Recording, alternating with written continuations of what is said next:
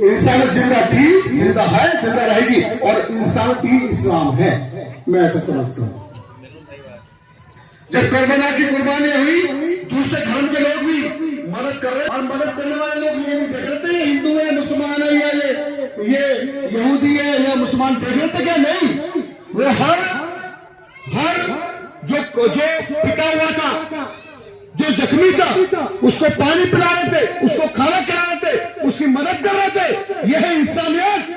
इंसान जिंदा थी, जिंदा है और जिंदा रहेगी और इंसानियत इस्लाम है। ऐसा मैं मेरे देश के लोगों, आपके बीच में आएंगे लोग, आप सवाल करना उनसे कि आप क्या दोगे। अगर वो कहता है मुसलमान खतरे में है, इस्लाम खतरे में, तो उस कुत्ते को निकाल के जूते मारने की हिम्मत रखना, कहना कभी खतरे में ना था, ना है, ना रहेगा। अगर कोई कहे हिंदू धर्म खतरे में है, तो समझ लेना वही दुश्मन है देश का। कैसे खतरे में? सवाल करना, भैया सब कुछ तो है, कैसे खतरे में? जाति की बात करें, भाषा प्रांत की बात करें, और सवाल करना नेताजी, आपका बच्चा जहां पढ़ता है आप हमारा कब पढ़ाओगे? बराबरी की बात करो। आपका इलाज जहां होता है ना हमारा कब कराओगे? आप रहते हैं बंगले में, हमारे 2 कमरों का मकान कैसे बने, इसका जुगाड़ बताओ। जब ये बिजली सरकारी थी तो 100 रुपए महीने पे बिजली चलती थी गांव में। जब से प्राइवेट हो गई तो जेब कट रही है गरीबों की। इसको सरकारी कब कराओगे बिजली को? बहुत सारे मुद्दे हैं, उनके पास कोई जवाब नहीं होगा, हमारे पास जवाब है।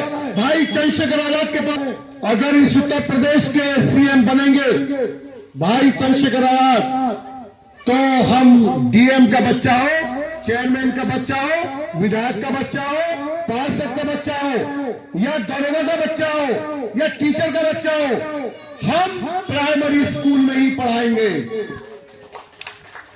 तब पता लगेगा किसके अंदर कितनी ताकत, कौन तेज आगे निकल सकता है। एक लाइन पे खड़ो, पता लगेगा जो बोनट हो सकता है वही फील्डिंग बढ़िया कर सकता है, जो हल जोड़ सकता है, जो अच्छी फसल उगा सकता है वो अच्छा देश में, जो अच्छे कपड़े सिल सकता है वो अच्छा मैनेजर है। ये दिमाग तो गरीबों के पास में है और गरीबों के पास में सत्ता ही नहीं है, बड़ों के पास में सत्ता है। मेरे देश के लोगों, और दूसरा ये जिला अस्पताल, पहली बात तो जाने में खर्च हो जाएंगे 60 रुपए, और 60 रुपए गरीबों के पास होते नहीं है पहुंचने के लिए जिला अस्पताल। और अगर चले गए डॉक्टर के पास में तो 6 गोली लिखेगा, 3 को गोल गोल कर देगा, ये 3 बाहर से ले लेना। लेकिन जब चेयरमैन का इलाज वही होगा, एक कानून बन जाए, दरोगा का वही होगा, तो गोल गोल करेगा, नू कहेगा सब कुछ सही से मिलेगा। क्योंकि बेहतर व्यवस्था होगी तो प्राइवेट हॉस्पिटल में ताले लगेंगे और परमानेंट लगेंगे। जो पेट फाड़ देता है ना, ये कहकर जच्चा बच्चा खतरे में, जल्दी ऑपरेशन करना पड़ेगा, पैसे दो, वो फिर पेट नहीं फाड़ेंगे।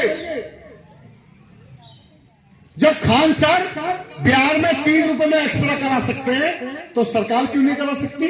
सरकार का बजट कुंभ के मेले के लिए तो है, कंडोम बांटेगा कुंभ के मेले में, जहां पर साधु जाते हैं वहां कंडोम की क्या जरूरत है जी? इसका मतलब अय्यास बाबाओं का मेला है।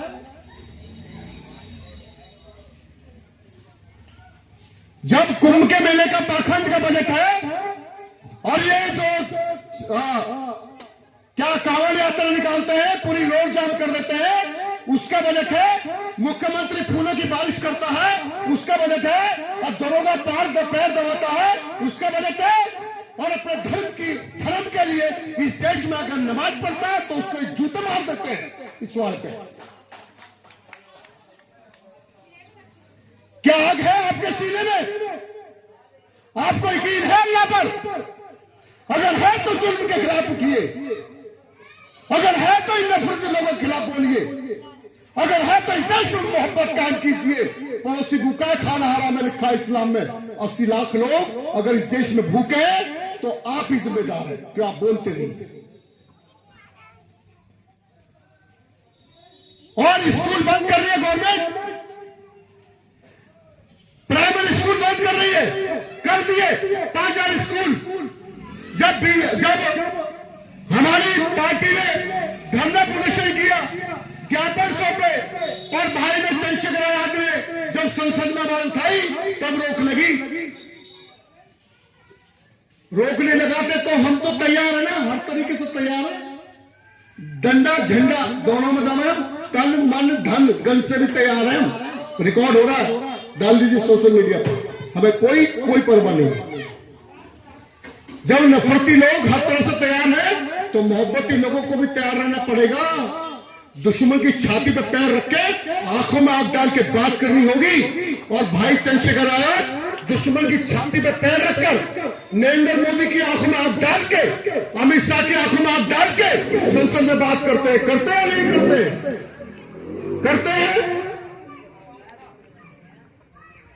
जिनकी कुर्सी जा रही है कह रहे हैं बीजेपी का आदमी है, जिनकी कुर्सी जाने वाली है।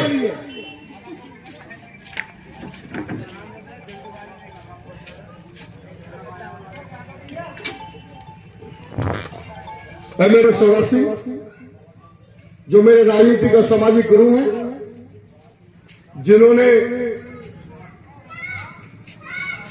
इस धरती पे जो बुद्ध पैदा हुए थे, जिन्होंने इंसाफ के लिए, मोहब्बत के लिए, करुणा मैत्री के लिए पूरे देश को पैदल नापा था।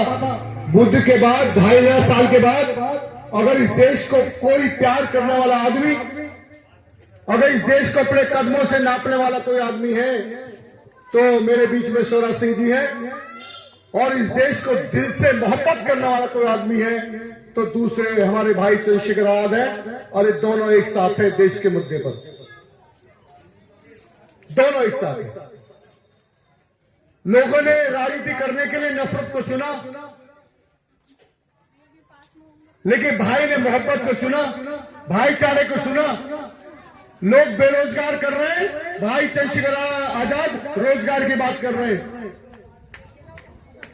लोग गैर बराबरी चाहते हैं और भाई चंद्रशेखर आजाद बराबरी चाहते हैं, हिस्सेदारी चाहते हैं। बदले की भावना से कोई राजनीति नहीं। और जरूरत हर गरीब को है इस देश में। मेरे देश के लोगों, मैं अपनी बात 2 मिनट के बाद में रखूंगा। मेरे बीच में माननीय सोरा सिंह जी हैं। मैं निवेदन करता हूं कि प्लीज आप उन्हें जरूर सुनें। Thank you. आ जाओ।